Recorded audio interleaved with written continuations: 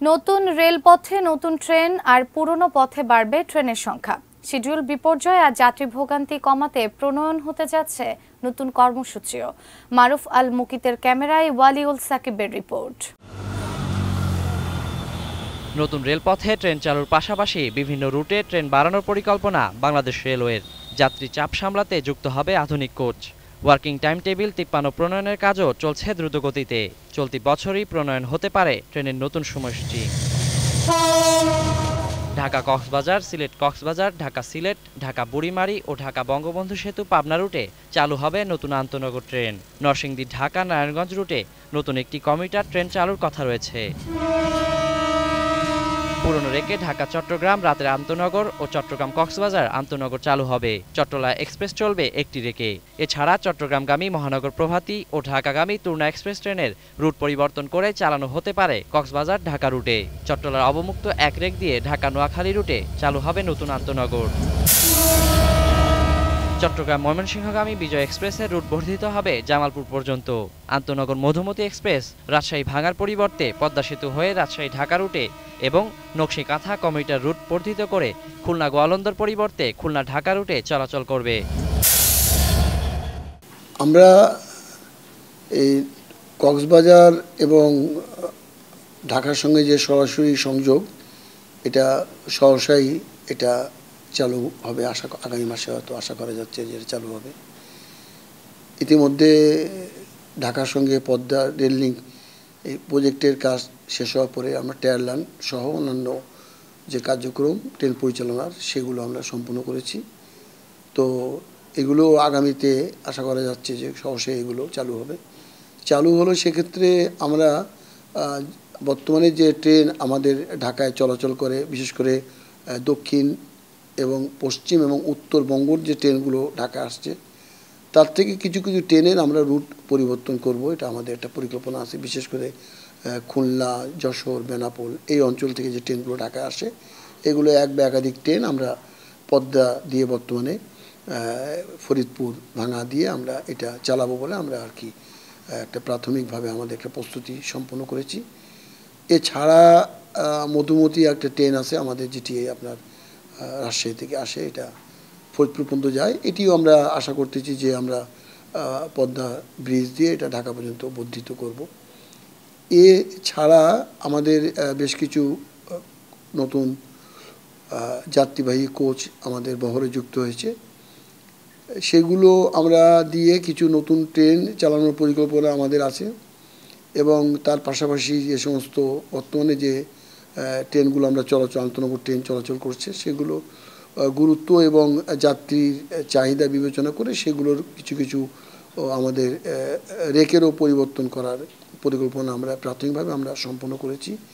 বিশেষ করে আমরা ঢাকা চিটাগাং আমাদের বর্তমানে যে ট্রেনগুলো চলাচল করছে, আপনারা জানেন যে আখাউড়া থেকে লাকসাম পর্যন্ত ডাবল লাইন হওয়াতে আমাদের ঢাকা চট্টগ্রাম পুরো করিডোরটা এখন মূলত ডাবল লাইন হয়েছে। ডাবল লাইন হয়ে যাওয়ার কারণে ট্রেনের যে চলাচলের যে সময়সূচি, সেটি এখন অনেকটাই কিছুটা আমাদের সময় সাশ্রয় হবে এবং আমরা আগের তুলনায় আরও বেশি ট্রেন চালাতে পারবো। সেক্ষেত্রে আমাদের ইঞ্জিনের যে ব্যবহার এবং কোচের ব্যবহারটা আমরা বেশি করতে পারবো। সে হিসেবে আমরা ঢাকা চিটাগাং রুটে আরও একটি ট্রেন, অন্তত নন স্টপ ট্রেন, সরাসরি কোথাও থামবে না এইভাবে একটা ট্রেন অতিরিক্ত চালানোর পরিকল্পনা আছে। এছাড়া ঢাকা থেকে নোয়াখালীতে একটি ট্রেন চলে, আরেকটি আন্তনগর ট্রেন চালানোর পরিকল্পনা আছে। ঢাকা থেকে কক্সবাজারে আমরা আপাতত 2টি বা 3টি ট্রেনও আমরা চালাবার পরিকল্পনা আমাদের রয়েছে, কিন্তু কক্সবাজারে আমাদের ক্যারেজ এবং ইঞ্জিন মেনটেন্যান্সের যে আয়োজনটা, সেটি কিছু কাজ বাকি আছে। এটি সম্পূর্ণ হলে আমরা 2 বা 3টে ট্রেন ঢাকা থেকে চালাবো। আপাতত প্রাথমিকভাবে হয়তো 1টা বা 2টা ট্রেন চালাবো এবং চট্টগ্রাম থেকে কক্সবাজারে আরও একটি ট্রেন চালানোর পরিকল্পনা আছে। এছাড়া ঢাকা থেকে আমাদের সিলেটে একটা চাহিদা আছে একটা আন্তনগর ট্রেন চালু করার। এটাও নন স্টপ একটা আন্তনগর ট্রেন চালু করার একটা পরিকল্পনা রয়েছে। আর ঢাকা থেকে এটা 3 মেগা করিডোর একটা ট্রেন চালানোর কথা আছে উত্তরবঙ্গের। এটি দীর্ঘদিনের একটা দাবি, মাননীয় প্রধানমন্ত্রীরও প্রতিশ্রুতি ছিল। তো সেটিও আমরা এইটার সঙ্গে নতুন টাইম টেবিলের সঙ্গে আমরা এটি চালাবার পরিকল্পনা রেখেছি। আপাতত এর বাইরে ময়মনসিংহ, ঢাকা, চট্টগ্রামের মধ্যে বিজয় একটা ট্রেন চলে, যেটি আমরা জামালপুর পর্যন্ত বর্ধিত করার বিষয়ে অনেক দিন ধরে একটা দাবি ছিল। সেটিও আমাদের ডাবল লাইন হয়ে যাওয়াতে সময়ে কিছুটা আমরা হাতে পাবো, সেই বিবেচনায় আমরা এটিও নতুন টাইম টেবিলে আমরা সংযোজন করব। এদিকে আপনার নরসিংদী, ভৈরব বা এই অঞ্চলে কমিউটার ট্রেনের একটা দাবি আছে।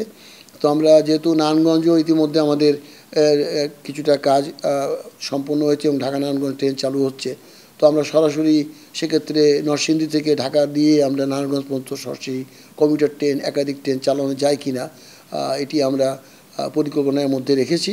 তো টঙ্গী ঢাকার মধ্যে ডাবল লাইনটি, তৃতীয় এবং চতুর্থ লাইনটি সম্পূর্ণ না হওয়ার কারণে কিছুটা অপারেশনাল সীমাবদ্ধতা রয়ে যাচ্ছে আর কি। তো সেটি যদি আপাতত মাথায় রেখেই আমরা এই পরিকল্পনা সাজিয়েছি, আর আগামীতে তৃতীয় চতুর্থ লাইন চালু হলে আরও অধিক মাত্রায় ট্রেন চালাবো বলে এটা আমাদের পরিকল্পনা আছে। আর নতুন টাইম টেবিলের ব্যাপারে যেটি আপনি জিজ্ঞেস করেছেন, আমরা যে বর্তমানে যে 52 আমাদের যে সময়সূচি 52 নাম্বার টাইম টেবিল যেটা চালমান আছে, সহসাই আমরা এটা নতুন বেশ কিছু ট্রেন ইতিমধ্যে চালু হয়েছে, কিছু কিছু ট্রেনের সময়সূচি পরিবর্তন করা হয়েছে।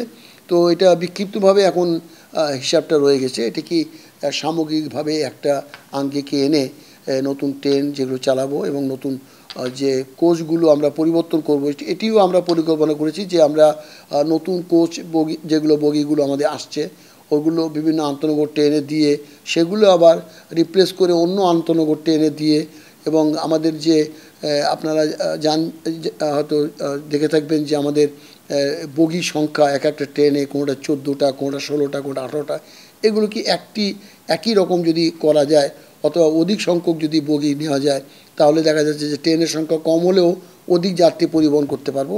সেটি মাথায় রেখে আমরা সেভাবে আমাদের এই কোচের পরিকল্পনাগুলো আমরা সাজিয়েছি। ইতিমধ্যে অনেকটাই কাজ আগিয়েছি। তো আমরা আগামীতে আমরা সহসাই আমরা এটা নিয়ে আমরা উভয় পক্ষদের আমাদের যে নিজস্ব যে সমস্ত আলাপ আলোচনা সেটি প্রায় সম্পূর্ণ করে ফেলেছি। এখন আমরা সামগ্রিকভাবে এটা নিয়ে চূড়ান্তভাবে বসে হয়তো আমরা খুব শর্ট টাইমের মধ্যে আমরা এটি চূড়ান্ত করতে পারবো। তবে এইটা টাইম টেবিলটা, এটা আপনারা হয়তো জানেন যে এটা টেকনিক্যাল অনেকগুলো কাজ আছে, যেটা ঠিক মানে ম্যানুয়ালি কাজটা করা লাগে, প্লটিং করে লাগে, মাস্টার চার্ট করা লাগে, সেইগুলো করতে প্রতিটি ট্রেনের জন্য আলাদা আলাদা করে করা লাগে, যেটা হয়তো 1-1.5 মাস সময় লাগে।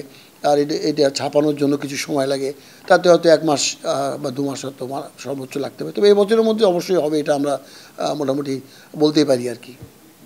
সর্বশেষ একটা প্রশ্ন, যে এই নতুন রুটগুলো চালু হচ্ছে, একেবারে নতুন রেলপথ তৈরি হলো, তো এখন এই রেল যোগাযোগের ক্ষেত্রে সাধারণ মানুষের কতটুকু সুবিধা হবে, কতটুকু গতি পাবে আমাদের রেল যোগাযোগ? না, আমরা এখানে প্রথমত আমাদের রেলওয়েতে আমরা প্রথম যে বিষয়টি আমরা বলি সেটি হচ্ছে যাত্রীদের নিরাপদে আমরা তাকে গন্তব্যে পৌঁছাতে পারব। অর্থাৎ নিরাপত্তা সবার আগে, তারপরে সময়ানুবর্তিতা, যেটি আমাদের স্লোগানের মধ্যে বলা আছে।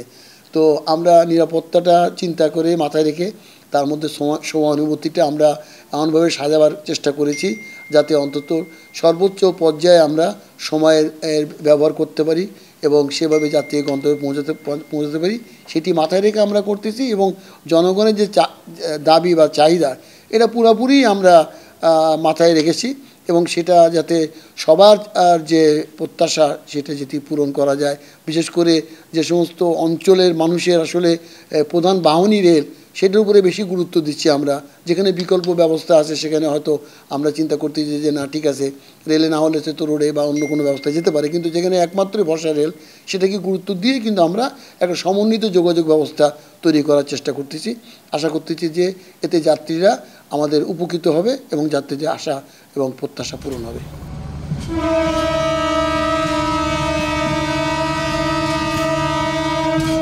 নতুন রেলপথের কার্যক্রম চালুর পাশাপাশি বিভিন্ন রুটে নতুন ট্রেন যোগ হলে অনেকটাই বাড়বে রেল যোগাযোগের গতি।